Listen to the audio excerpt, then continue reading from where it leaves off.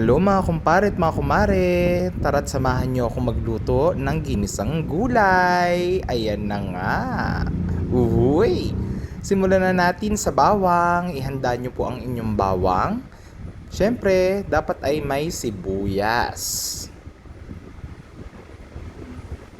At hindi siyempre mawawala sa ating ginisang gulay ang sayote, ang carrots,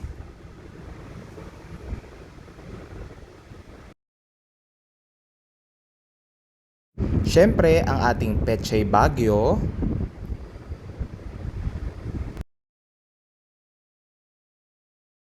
at ang ating repolyo. Siyempre, hindi lang dyan magtatapos ang lahat, ihanda na rin natin ang ating patis. Huwag mo ilalagay lahat. Siyempre po, masama yan. Tapos ang asukal para sa pambalansi ng lasa. At siyempre, ang magic sarap. Mapapamagic ka sa sarap. Uhuy! Ayan ang mantika natin. Simulan na natin. Ihanda na natin ang ating kawali at sandok. Lagyan na po natin ng mantika at simulan na natin ang laban. Uhuy! Ayan at mainit ng ating mantika, italbog na natin ang ating bawang. Pagkatapos ay hintayin natin ito hanggang sa mamula-mula at isusunod na po natin ang ating sibuyas.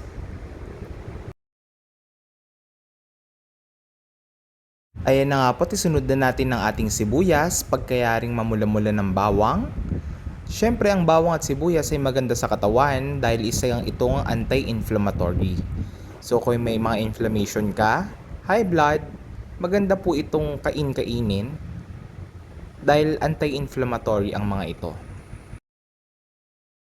Hayaan lang natin silang magmula-mula at pag nakita na nating okay na, isunod na natin ang ating carrots. Ang carrots ay maganda po dahil ito ay isang vitamin A. Pampalinaw ng mata, sabi nga nila. Pero syempre lahat ng sobra ay masama.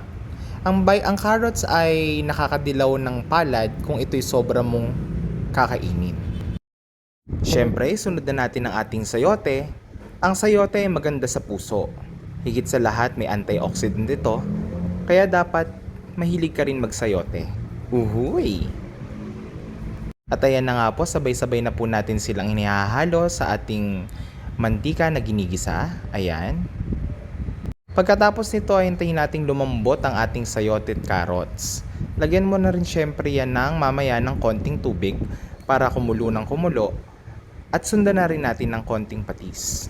Ayan, huwag mo ibubuhos lahat dahil masama yan sa ating bato. Tandaan, ang sobrang pagkain ng mga maaalat ay masama sa ating creatinine. Ayan, nakikita na po natin na medyo lumalambot-lambot na ang ating niluluto at ayan po, naglagay tayo ng tubig para sa ganun ay mas madali siyang lumambot at maging sabaw na rin natin. Sabaw pa lang, ulam na. Uhoy, isunod na natin ang ating pechay bagyo. Isunod na po natin ang ating pechay bagyo. Ang pechay bagyo ay strong essential siya niyang vitamins at saka minerals. O diba, halos kapatid yan ng repolyo. Lalo na mabisa yan, anti-inflammatory din yan. O diba, usapang repolyo na tayo. Cabbage contains powerful antioxidants syempre that may help reduce inflammation. O diba, sabi ko sa iyo mga kumpare at mga kumare, kailangan ng katawan natin yan kasi meron din yan vitamin C. So for many important functions and it is potent antioxidants. Lagyan mo na rin ng konting magic sarap. Huwag mo ibubuhos lahat yung magic sarap kasi maalat yan. Tandaan, masama sa kreya. Kaya nga pinakita ko sa iyo na may tira yan na magic sarap. O diba, halu-haluin na po natin mga kumpare at mga kumare.